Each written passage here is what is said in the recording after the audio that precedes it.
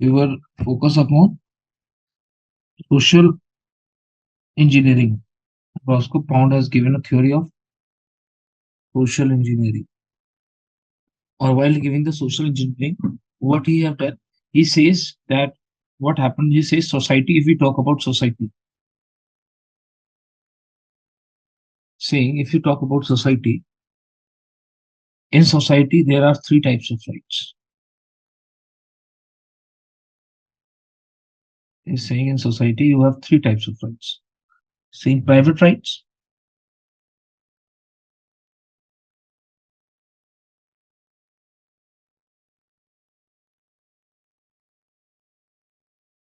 public rights,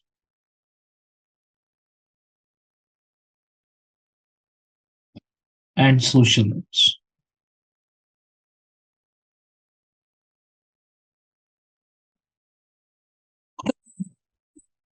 In society you have three rights: private rights, public rights, and social rights. He says what is private right? This is private right basically is a right available to every individuals. Right, I can say right focused upon individual. Right created by this. All these rights are created by the society. Public right are which rights? Rights created, right created for benefit of individuals. Karen, the rights which are created. So social, if I say right word, social, private laws. So he's saying there is a laws in the society which are private nature. Why he called them private? Because he's saying this rights, private rights, are focused upon individual benefits. For example, we can say right to marriage,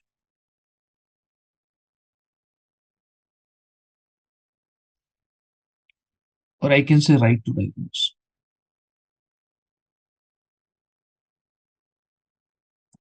Karen, society creates private right just focusing upon private individuals. Another कहता है public rights are created. These are, I can say, state interest right.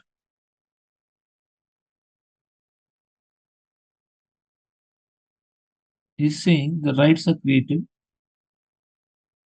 This public rights are the rights created for the benefit of a state,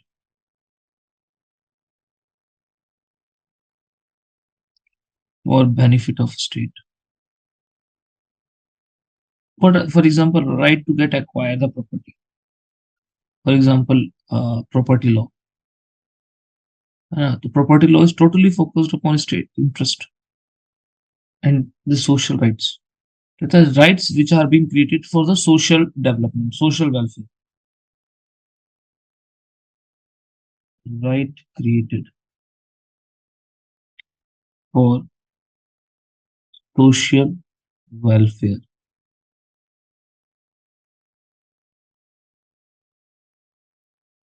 What he's saying, that these private rights, public rights, and social rights. Social right means rights created for social welfare means, for example, we can say environmental law, environment right. है ना? Every person have a right to live in a healthy environment or pollution free, pollution free. All these are social.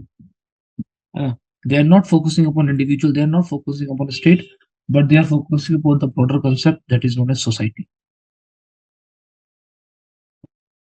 What Roscoe Pound is saying, Roscoe Pound is saying that private right, public right, and social right are to be balanced, are to be balanced in such a manner that though no conflict arises between them. ठीक है? क्या कहता है law का काम क्या है ना? कहता है to engineer all this right, to engineer all three rights is the task of law. कहते हैं लॉ का टास्क है इसको इंजीनियर करना, and therefore jurist must study all these, तो वो क्या कहते हैं, the jurist must study all these three rights and create engineering, or how the engineering can be created. The jurist shall study all these rights to create engineering in society.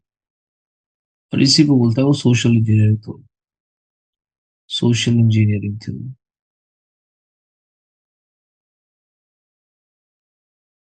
This is known a social engineering theory.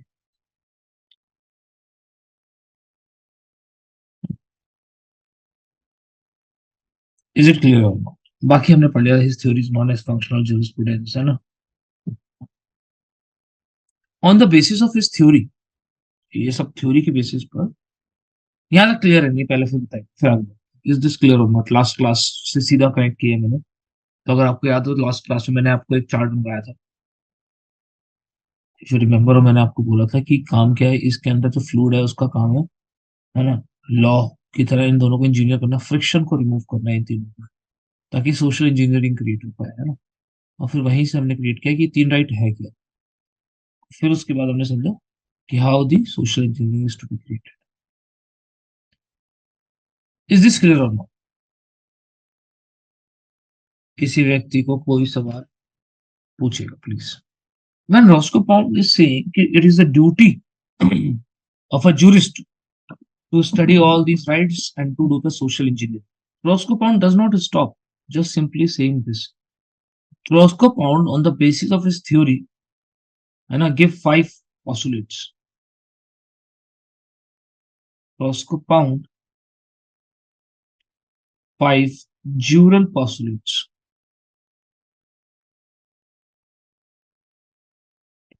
of social engineering.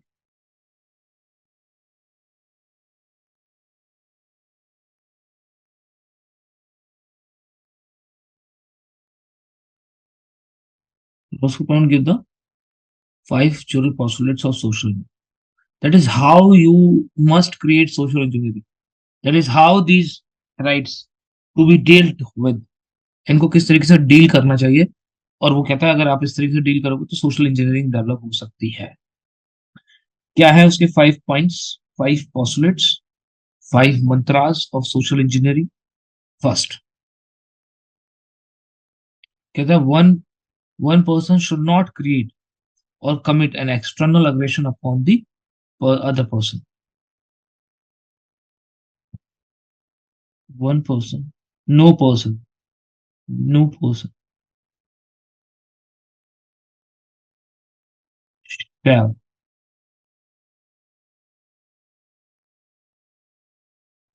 commit.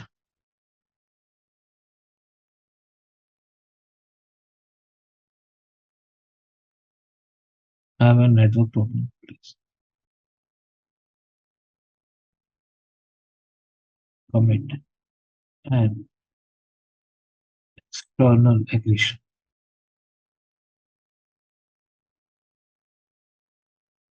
on other. तो एक व्यक्ति दूसरे व्यक्ति पे external aggression create नहीं करेगा, यानी कि एक, वो कहना चाह रहा है one individual should not overtake the private right of other individual. Very simple. तो he saying one individual shall not try to overpower the other individual.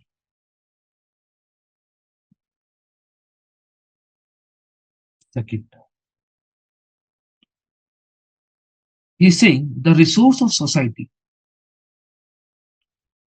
है ना, the resource of society should be used for common benefit.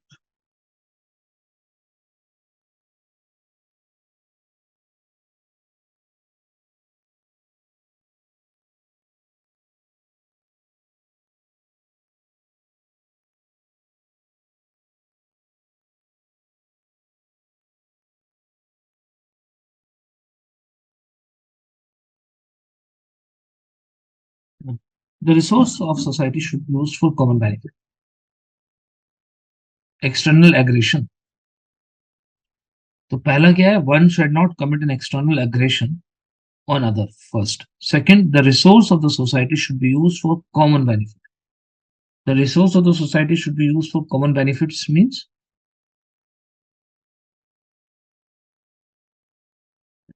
there should not be concentration of wealth. Resources should not be remain concentrated. Every person should have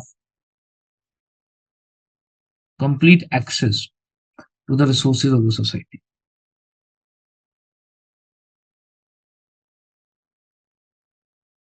Third, कहते हैं people shall behave in good faith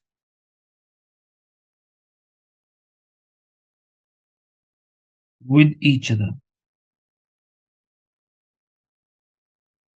कहते हैं एक दूसरे के साथ अच्छे से बिहेव करना होगा सबको. All people should behave in a good faith with each other.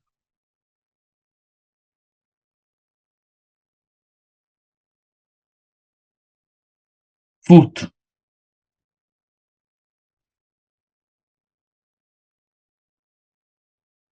कहते हैं all should behave in a due care.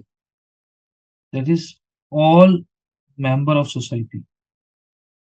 ये लोगों की बात कर रहा है, पीपल्स की बात कर रहा है, सोसाइटी मेंबर्स ऑफ सोसाइटी का मतलब है हम लोग. All members of society should behave in due care.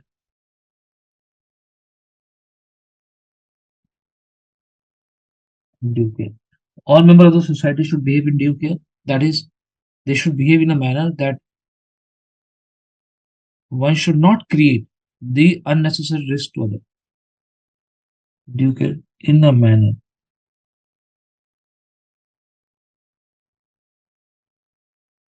that one should not create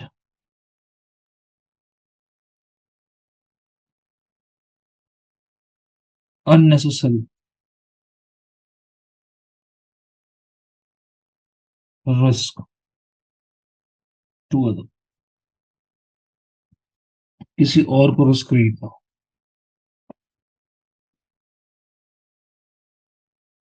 and last कहते हैं those who are dealing with hazardous substances, है ना, तो जो लोग हैजार्डियस सब्सटेंसेस से डील कर रहे हैं they should not be negligent.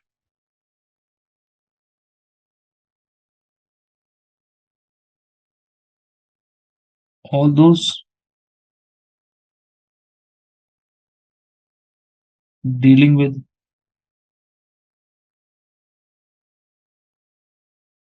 hazardous substance shall not deal negligently.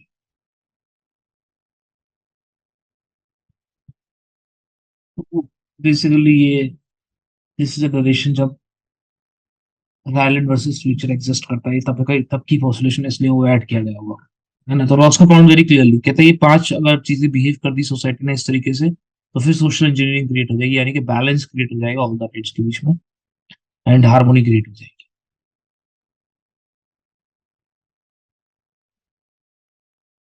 This is Roscoe found.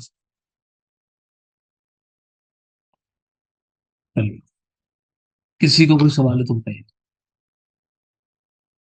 इसके बाद छोटे छोटे से दो छोटे स्कूल है, उसके अंदर हमें कुछ ज्यादा नहीं पढ़ना है. नेचुरल और रियलिस्ट ना, बहुत छोटा सा है. मतलब छोटा इन द सेंस कि हमको उसको कुछ अंदर कुछ पढ़ना ही नहीं है. हम बस ये पता होना चाहिए कि कौन कौन से राइटर है वो कहाँ डील करते हैं. नेचुरल और रियलिस्ट स्कूल. इतना क्लियर होगा नहीं please.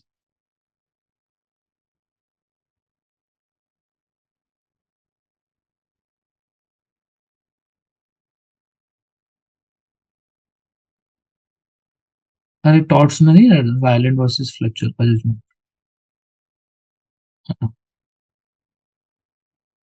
We are done with sociological school and we are moving into realist school में मूव कर रहे हैं, रियलिस्ट स्कूल, और we called it is realist legal theory, realist theory of law. Basically अगर मैं रियलिस्ट स्कूल की बात करूं, realist school is a combination of analytical and sociological. अगर हम रियलिस्ट स्कूल की बात करें, it's a combination of,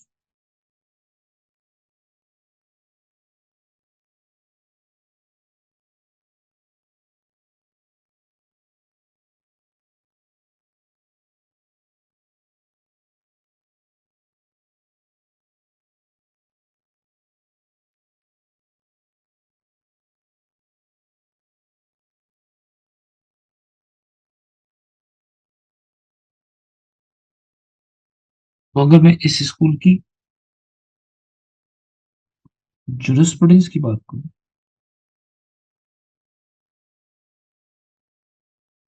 this school में स्टडी प्रेजेंट लॉ, हाँ,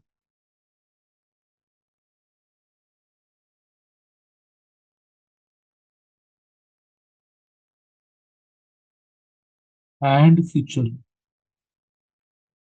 to study present law and future law in the context of society.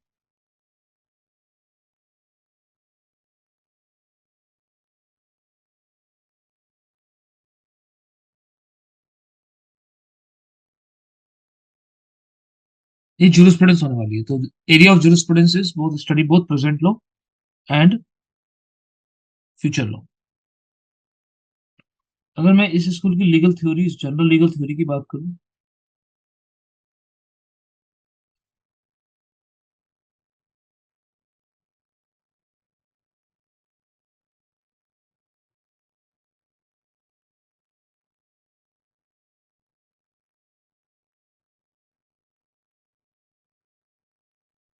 Basically इसकी theory को बोला जाता है ज्यादातर scientific observation of law and its function. इनकी थ्योरी को जनरली बोला जाता है scientific, scientific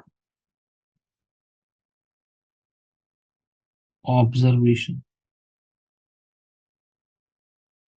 of law and its function.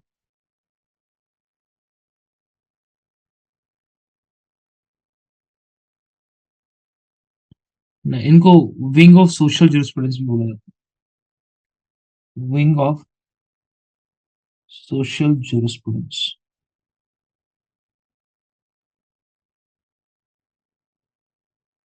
तो basically if I talk about realist school, जो रियलिस्ट स्कूल के लोग होने वाले हैं, हम पढ़ेंगे सबको, डिटेल में नहीं पढ़ेंगे, सिर्फ नाम पढ़ेंगे। People of this school have very simple concept.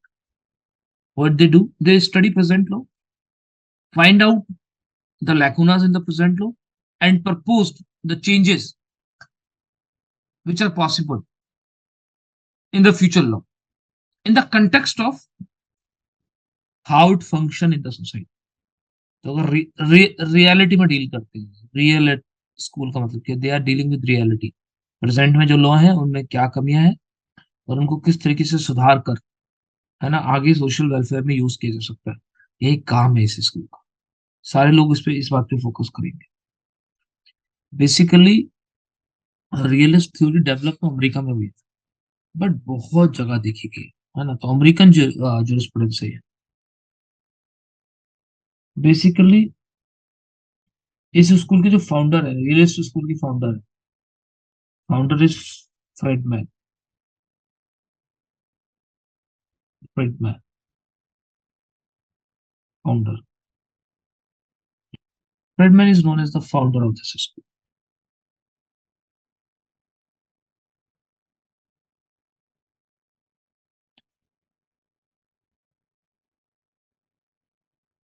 इस लॉ के, इस स्कूल के जितने भी लोग हैं ना, उनकी क्या खासियत है, इस स्कूल की खासियत क्या है, ये स्कूल बिलीव करता है कि law is not created by legislature or the king. They are saying law is the handmaid of judges. They are saying Judges make law. तो कह रहे हैं इट इज अ जज हु मेक लॉ. लॉ कौन बनाता है? जजेस बनाते हैं. इट इज जजेस हु मेक लॉ. एक मिनट होल्ड रखिएगा.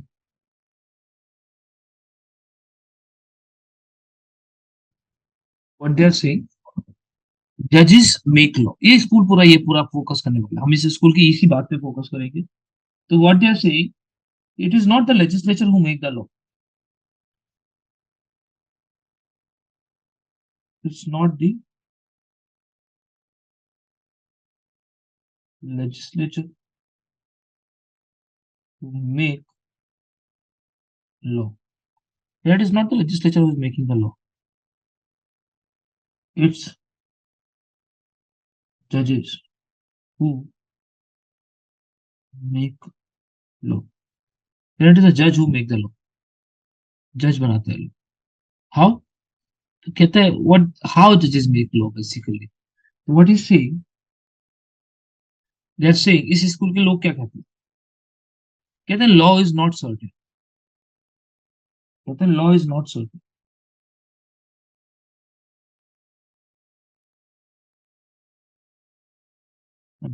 कहते हैं law certain नहीं है. It depends upon the facts and the circumstances of the case.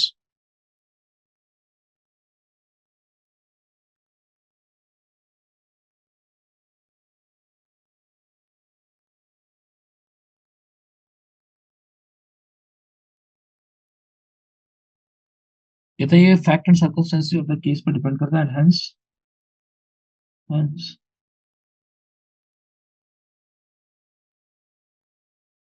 judges make laws. ये जजेस है जो लॉ बनाएंगे हमेशा से. व्हाई जजेस will make the law? Because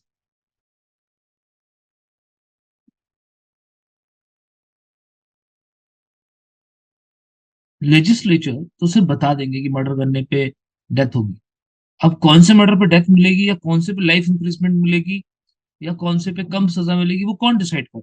जजेस डिसाइड कर रहे हैं. तो वो बोलते हैं जजेस है जो लॉ डिसाइड कर रहे हैं, ना कि लेजिस्लेचर. क्योंकि लॉ सर्टेन है ही नहीं. ये स्कूल ही फोकस. क्लियर हुआ रहेगा प्लीज बताइए.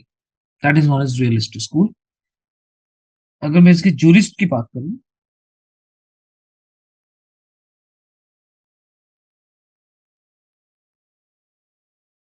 Important jurist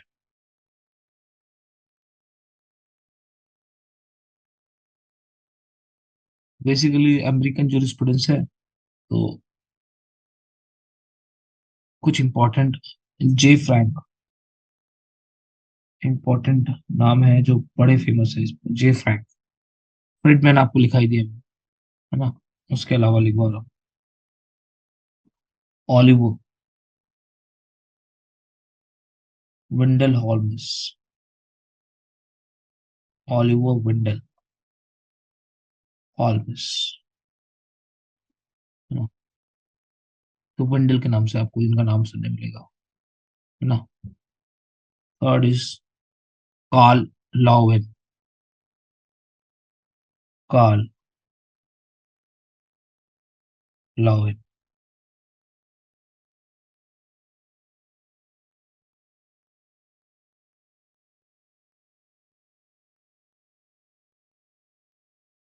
Karl लॉवेन.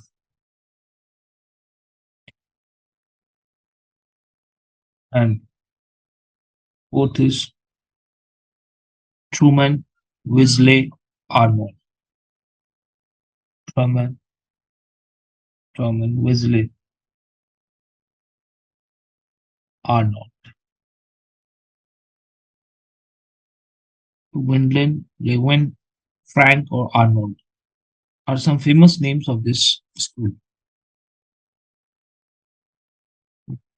बहुत बड़ी बड़ी इनकी कोई थ्योरीज नहीं है बट मैं थोड़ा थोड़ा इनके बारे में बता देता हूँ ताकि आपको पता रहे. है ना. तो if I talk about Jerome Frank, J Frank. If I talk about Jerome Jerome Frank Jerome Frank. तो इनकी बुक का नाम है, बड़ी फेमस बुक है। Book name is law and modern minds.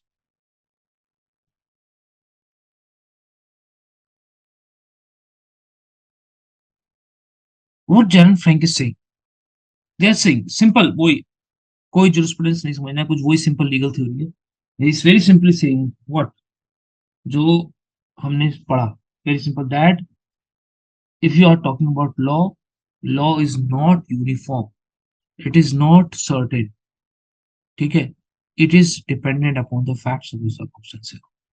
So what they saying, law is not certain and uniform. It is not certain and uniform. Uh, Judges discover the law. He's saying judges are the judges discover laws while dealing with facts, dealing with cases.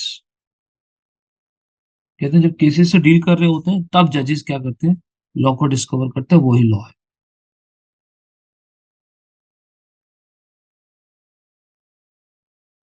है ना। और यही वजह है ना, ये English jurisprudence, American jurisprudence की खासियत है कि वो जजेस मेड लॉ पे फोकस करते हैं, वहीं से एक आइडिया जनरेट होता है ना। एक बुक मैंने बोला है, हाउ जजेस थिंक, ठीक है। तो बोलते हैं the law depends upon, is focusing upon that idea that law depends upon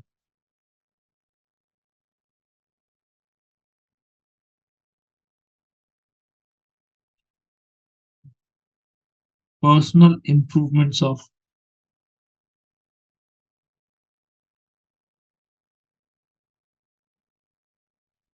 of judges. Personal improvements of judges means liking and disliking and behavior of judges, है ना। तो they say that is liking, disliking, emotions, etc. decide the law। तो जजेस के emotions हैं, जजेस की likings हैं, जजेस की डिसलाइकिंग है, जजेस के ओरिएंटेशंस हैं। तो जो पर्सनल ओरिएंटेशन है, पर्सनल इंप्रूवमेंट्स है, वो इंपॉर्टेंट है in order to understand what the जज इज सेइंग। तो Jerome Frank is writing upon how जजेस डिसाइड द लॉ। तो कह रहे हैं जजेस decide the law and the law decided by the judges will depend upon his liking and dislikings। Clear हो नहीं आप प्लीज बताइए, नेक्स्ट में मूव कर सकते हैं clear?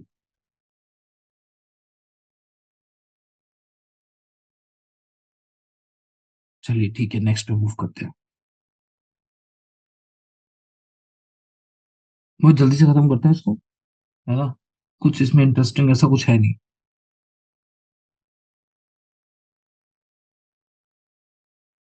ऑलिवर वेंडल, ऑलिवर वेंडल की अगर हम बुक की बात करें, the book is known as the bad man's theory.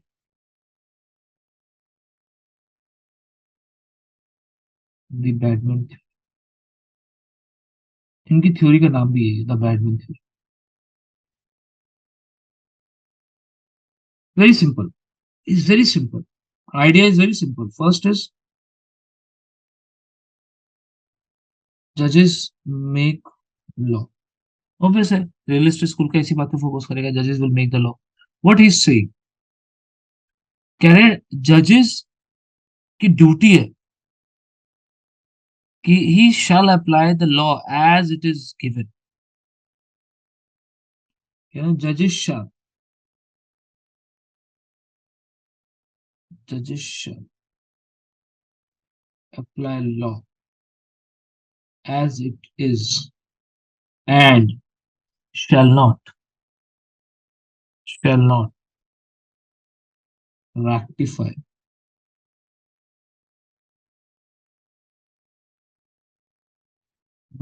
by its interpretations। Very simple, he saying जजेस मेक लॉ, बट वो क्या बोल रहा है कि extreme interpretations are not allowed, है ना। तो आप कहीं जाके एक्सट्रीम इंटरप्रिटेशन कर देते हो, कुछ अपना ही कोई इनोवेटिव इंटरप्रिटेशन कर देते हो, दिस इज नॉट। जैसा लॉ है ऐसा अप्लाई करिए, नॉर्मल इंटरप्रिटेशन। तो अगर मैं कहने की कोशिश करूं कि he is allowing the interpretation to the जजेस, but is not allowing the liberal interpretation, है ना, वो लिबरल इंटरप्रिटेशन के अगेंस्ट है। ही सेज जजेस shall follow precedents. So if there is precedence on some act, you should not be innovative. You should not try yourself to be diverted from the precedent set by the earlier judge. You should follow. If the situation is that there is no interpretation available, है ना, and no solution is available, तब आप जाके कर सकते हो। But वहां पर भी आप बहुत ज्यादा लिबरल इंटरप्रिटेशन नहीं करो, है ना। आप लिटरल इंटरप्रिटेशन पे फोकस करोगे, what is the requirement of the act, बस उस पे फोकस करो।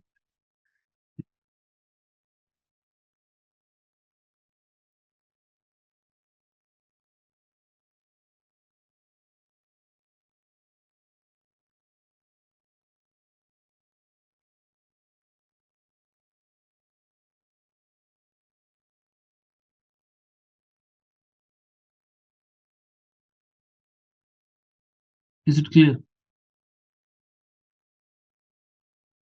Then it is call 11, call 11। Very simple, ये ऑलिवर विंडल के आगे बढ़ गए, ये क्या बोलते हैं, what he saying, he saying जजेस make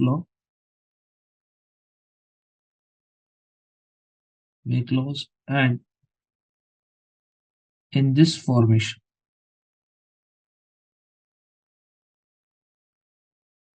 he can be innovative. That is, अगर आंसर अवेलेबल नहीं है तो वो लिटरल इंटरप्रिटेशन की जगह लिबरल इंटरप्रिटेशन भी फॉलो कर सकते हैं।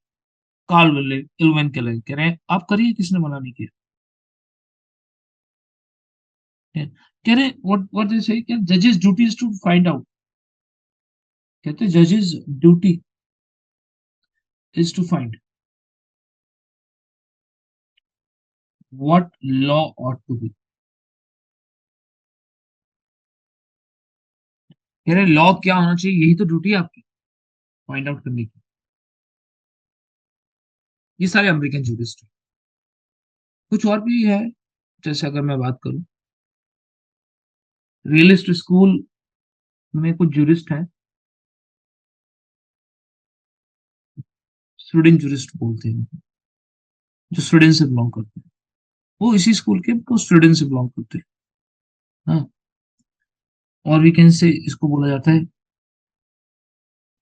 स्कैंडिवियन, है ना, रियलिस्ट या रियलिज्म, है ना, स्कैवेंडियन स्कूल ऑफ रियलिज्म स्टूडेंट में एग्जिस्ट करता है। नाम ही लिखवा देता हूँ बस, वैसे उसका नाम क्या, ये भी वो सेम ही सब कुछ बोलते हैं, बस ये अलग देश में एग्जिस्ट करते हैं इसलिए उनको उस नाम से जाना जाता है। वन इज एलेक्स, नहीं नॉट एलेक्स, एक्सेल है ना वो, ठीक है, sorry sorry, it's an Axel not Alex, no, it's an Axel, Axel Hagerstrom, Hagerstrom, Axel Hagerstrom is one of the Scandinavian realist, Alf Ross. ये बहुत famous नहीं है, ना ही आपने सुने होंगे, बट हम लिख पढ़ रहे हैं तो मैं लिखवा देता हूँ, Alf Ross. Third is Karl Oliver, Karl Oliver. Fourth is Will Lundstedt, V Lundstedt. ये एक सब इंपॉर्टेंट है स्कैंडिनेवियन रिलीजन के, ये भी रियलिस्ट स्कूल से बिलोंग करते हैं, बट हम इसको नहीं पढ़ते हैं, ठीक है। वो सारा कुछ सेम ही लिखते हैं, जजेस मेक लॉ, ठीक है, वही सब। एक्सेल हैंडस्टॉर्म जो है ना, इसको फादर माना जाता है। He is a father of, और कैसे फाउंडर और फादर ऑफ स्कैवेंडियन रियलिज्म।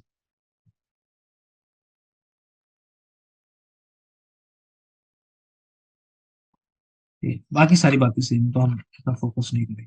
चलिए, एक छोटा सा स्कूल और है, that is natural law school, है ना। रियलिस्ट स्कूल के फादर कौन है? रियलिस्ट स्कूल को दो पार्ट में डिवाइड कर दिया गया। फ्रीडमैन को माना जाता है रियलिस्ट का फाउंडर और फादर, है ना। तो अगर मुझसे पूछो, Friedman is the founder of realist school and is a father of American realist school.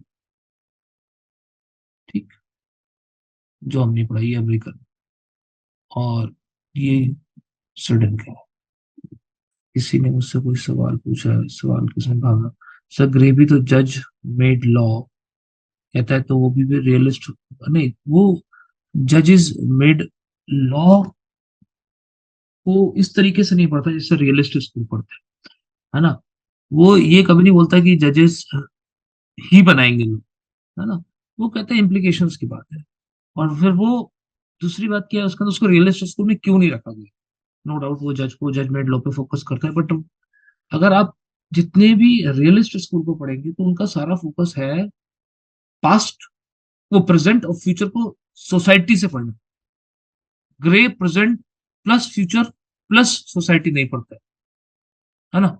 Grey कौन से स्कूल से बिलोंग करता है? वो सिर्फ एक टाइम जोन में फोकस कर रहा है, that is grey grey grey grey grey grey. ना ही उसके पास सोसाइटी फोकस्ड है। और एक चीज और याद रखिएगा भावना, मुझे याद आ गया कि ऐसा नहीं है कि मैंने आपको पहले बताया था कि ऐसा नहीं है कि एक स्कूल में जो बंदा है वो दूसरे स्कूल में अवेलेबल नहीं हो सकता, है ना।